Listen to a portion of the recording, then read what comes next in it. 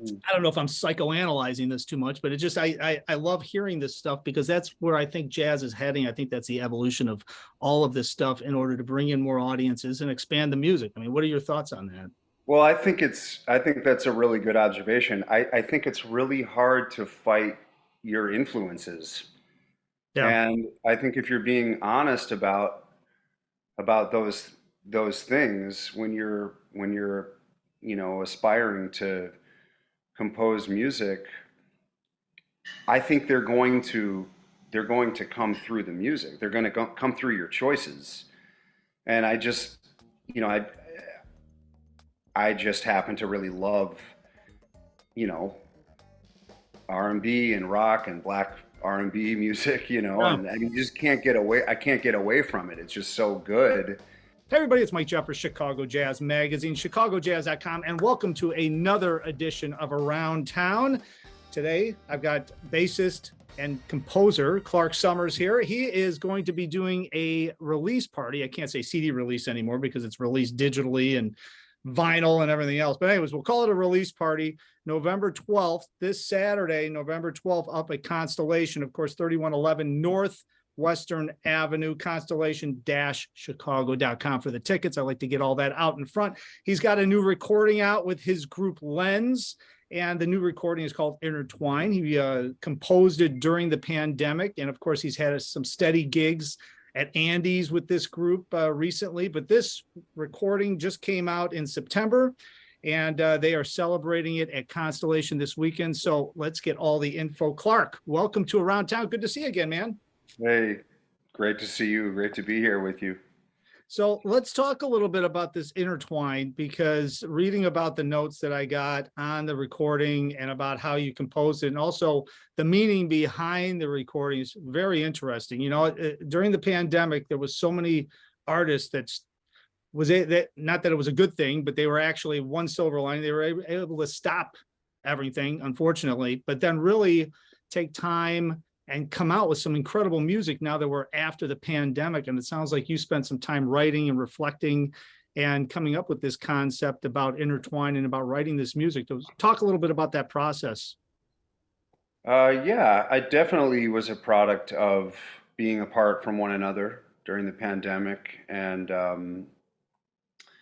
I kind of wanted to see if I could sort of marry the two groups that I had somewhat established before the pandemic, the group Bash with Dana Hall and Jeff Bradfield, and this other group Lens, uh, which included Kendrick Scott on the first record and Jeff Parker, Gary Versace, Jeff Bradfield, and Joel Adams. And it just kind of was born out of trying to find some middle ground between the two sounds, and just really was influenced by a lot of the music that I was listening to during the pandemic, um, and just the idea that we really missed each other. We missed playing with one another. I mean, just obvious, talking points, that you hear come up a lot as they pertain to the pandemic, and especially in what we do with performing, we were just not really able to do that, and I think it was a time for reflecting on that, and maybe in moving forward, not really ever taking it for granted. And so I on the new record, I wanted to include Chris Madsen, great tenor saxophone player, and Matt Gold, a really wonderful guitarist. And I just kind of attempted to write music that really featured these two woodwinds kind of really interacting with one another, not really playing single note melodies, but kind of weaving in and out of one another, hence the intertwine idea. Well, and also the thing that I read that I thought was interesting too is because you're drawing inspiration from a lot of these artists: Jimi Hendrix, Donna Hathaway, Aretha Franklin, the Beatles. But then also part of the notes that I read that I thought was pretty interesting is that intertwined, meaning we all need each other, and that I thought was really really cool, because when you get down to it, when you get into this isolation and everybody's sitting in their houses and they can't go anywhere, I think that people really realize the need for a connection to somebody else. At least I would say 90% of the people. I'm sure there's 10% of the people that were absolutely happy that they didn't have to talk to anybody. But there's that intertwined thing that I really like. And the fact that you're intertwining then the styles of music into your own composition. So there's a lot of different levels of intertwine. Yeah, you're totally right. And yeah, I guess I never like to make one-to-one, references to the things that I'm checking out and the things that I'm trying to write. But you're exactly right. I mean, it does refer to those things on those different levels, and how we relate to the music and how we relate to each other, and just feeling like, you know, we really need each other. We really do. And if that was ever, apparent, it was during the pandemic. And so, yeah, I'm glad you mentioned that. It's open, for people to interpret that as it pertains to them. You know what I mean? And for me, it was a product of really missing these people that we were playing with all the time, Yep. and then connecting with this music, connecting with these records and with these artists kind of in solitude, you know what I mean? And filtering those sounds and the ethos of those musicians through my own, interests and aesthetic, and then imagining how these particular musicians could interpret this music. So you're right. There is a kind of an all-encompassing sort of attitude about the music and how it kind of works together. You know. The thing that I also dig about this is the instrumentation on this, because you've got drums, bass, guitar, right? But then you have the two saxes. And to your point that you mentioned before, they're not single line notes. I mean, it's a really full sound. I listened to about 5, 6 tracks, and I had to listen to them because it's almost like it's so full. You're expecting like there's a piano there or something that I'm missing or something, because of the way it's composed, the way it's arranged, the way Matt's playing, of course, the way you and Dana are playing. You guys have played together for a long time, so that probably helps the meat of the whole situation. But I mean, it's really an interesting, and it's not, sometimes you get okay, well, it's a quartet with an extra saxophone there, great, whatever. This isn't like that at all, which I love, and so talk a little bit about the composition process when you were composing it and then arranging it. Did you come up with the initial melody line, initial concept, like James Marshall, right? Because it's named after Jimi Hendrix, his real name, but that's more of a Matt Gold thing, but still the melody lines in there. So did you just come up with some ideas and say, you know what, I'm going to write something with Jimi Hendrix in mind, and then come up with melody lines? Or did the melody lines come to you, then you fattened them up and arranged them and harmonized them with the saxophones and put the whole thing together? I mean, I'm always curious about the process about composition, because I can't do it. So Yeah, well, you mentioned that James Marshall tune. I mean, I was listening to a lot of his music, Band of Gypsies, specifically during the pandemic, and I just wanted to see if I could, you know, approximate that kind of feeling with the saxophones, but I just wanted to try to make that sound spread over to the two saxophones. So it kind of sounded like they were both soloing, but they were written lines. mhm. So I just tried to experiment with that sound, the sound that I hear in Hendrix's thing, the blues, and especially that kind of sharp nine-ish kind of sound that he plays with, and I think kind of really brought that into the fore, in kind of pop music at the time. And of course, it's a feature for Matt Gold. But what's funny is that I initially didn't conceive of any of this music with a chordal instrument.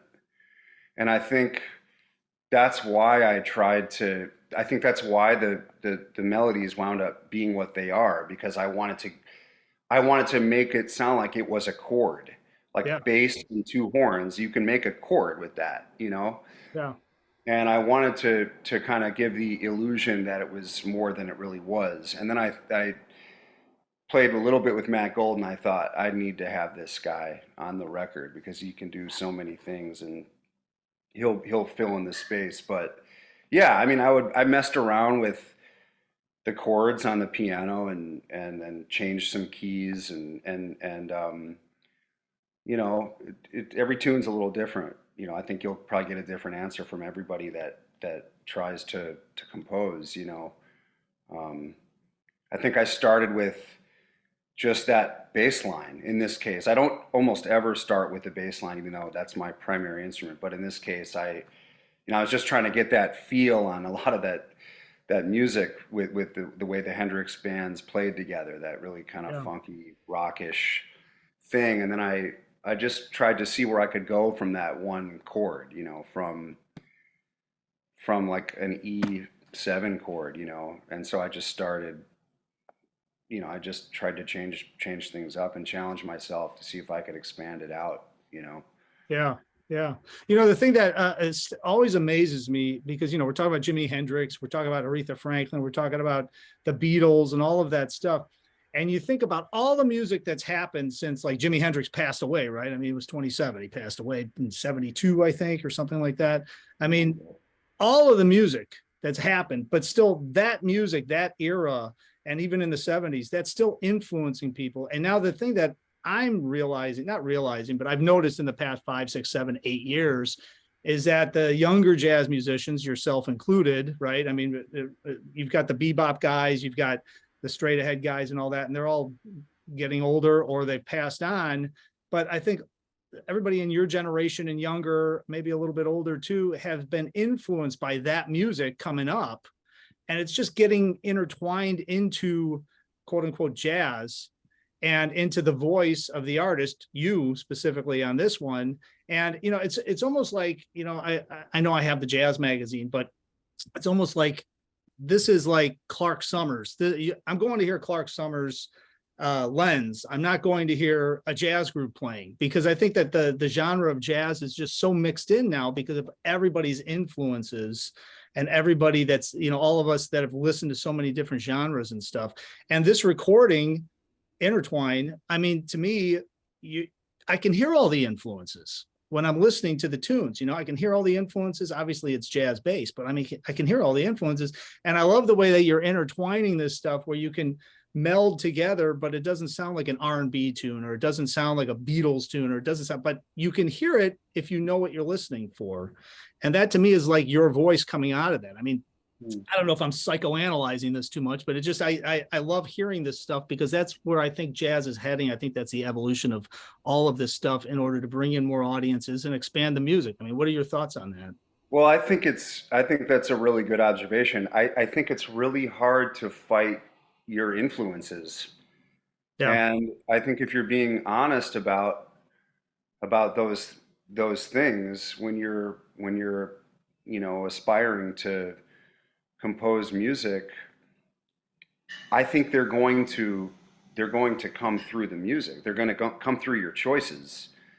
And you know, I I just happen to really love, you know, R&B and rock and black R&B music, Yeah. and I mean, you just can't get away. I can't get away from it. It's just so good.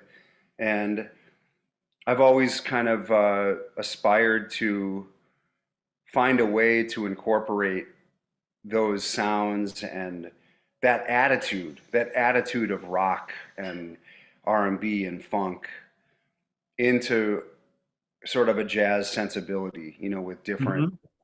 kind of more, just different avenues of predictability or unpredictability and I love the way that music feels, and I want the music to have some of that as much as I can control that. If maybe not very much, but I think it's just a product of what you end up sort of assimilating and absorbing as you grow up. And um, I just really love those artists, and just really kind of thought about how to make those sounds, like you said, apparent, but not totally, referential all the time. Not everything has to refer to everything else. I mean, I get that. I get that that can be a little bit tiresome in jazz music, but I really do love that music, and I love to improvise, and I love form and structure and harmony. But I don't want to forget this other kind of earthy kind of sound and feeling that comes out of all that music. And that music is complex and subtle and nuanced in its own way, and I think that perhaps can be overlooked at times. But I just think that music is timeless. Yeah. And you know, I can't run from it. You know what I mean? I Yeah. can't. I always, I think, well, unless I can invent something that's just totally different but equally as good, I'm gonna take in these other pre-existing influences. Do you know what I mean? Yeah. Yeah. So I'm gonna figure out a way to incorporate those things and certainly give credit where credit's due, Mhm. because it's all coming from that. And And that music, you brought up a great point, because that music, I think some people, just because it's obviously, I don't want to say easier to play, but there's 3, 4, 5 chords sometimes in some of those tunes. So there's a lot of bands that go and play them, but you can hear when you're playing with somebody or listening to somebody that really knows how to play that. I don't care how good you are on bass or I am on drums. If they've been playing it that way for 40 years, there's a pocket there that you and I have to work at trying to figure out how to even get in that pocket, and they just are in it. It is so difficult to put some of that stuff where it should be and play it with all those textures and all the dynamics and stuff that those great groups did back then, to yeah, have it sound that way and have it be timeless. I think they make it look so easy sometimes that everybody thinks they can do it. It's similar to like playing jazz, right? Make it look so easy. It's like, no problem. What's the big problem? But yeah, really play it properly. It's amazing to how difficult and how intricate it really is. yeah. That's a really good point, and I always say that there might be some element of simplicity, but it's not simple No. to play. It's not. It's anything but simple. In fact, I personally think that's the most challenging part of music to really capture and execute authentically, like you're saying. And I think a lot of people avoid that, Yeah. because of how deceptively, you know, difficult it is to really play authentically. And I just really love it, and Yeah. uh, and have tried, and I think that I just think it's such an important part of what good music can be, where it has this communicative storytelling element to it. And so for me, I want to have that as a component of my music. It's not just about the improvisational kind of flights of craziness. It's not just about that for me. I mean, it's part of it for sure, Hmm. but I just love this other thing that you get when you listen to Donny Hathaway, or James Brown, Yeah. or Al Green. Bill Withers especially was another one I really listened Yep. to a lot during the pandemic. And anyway, so those are important influences for me, and I think, again, I think that music is absolutely timeless, and it's incredible music. Yeah. Well, absolutely. And I think that anybody listening to this got a deeper meaning about what this recording is. So it's Intertwine. And of course, don't listen to Clark and I talk about it. Go and see Clark perform live at Constellation. So they're playing with Lens. He's playing with Lens. He's going to have the full band there. So you've got Chris Madsen, Matt Gold, Dana Hall, and Jeff Bradfield, all there on Saturday, November 12th. Of course, the show's at 8:30. You've got Twin Talk actually opening up Yeah. for you guys, right? So you got Yeah. playing with them, which will be a great double bill. Yeah. Um, They're and amazing. Yeah. yeah, they are. They are. And I was happy to see that. And that's Katie Ernst, right? So that's Katie Ernst. Yep. Dustin Yep. Lorenzi and Andrew Green. Yep. Yep. They're totally have their own thing. It's really great. Yeah, so that's going to be a great show. So it's November 12th, this Saturday, 8:30 p.m. Constellation, 3111 Northwestern Avenue, Constellation-Chicago.com. We'll link all that up below. And of course, if you want, you got to pick up the new recording, Intertwine, go to clarksommers.com.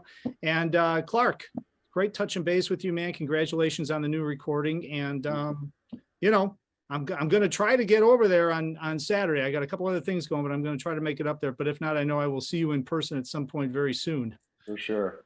All right, man. I appreciate it. Yeah. And of course, thanks to everybody for watching around town. All the information about Chicago Jazz is on chicagojazz.com. Also, we got a brand new membership that is free. So check that out. It's the Gold Jazz membership right there on chicagojazz.com. And until next time, hopefully I will see somebody out on the scene.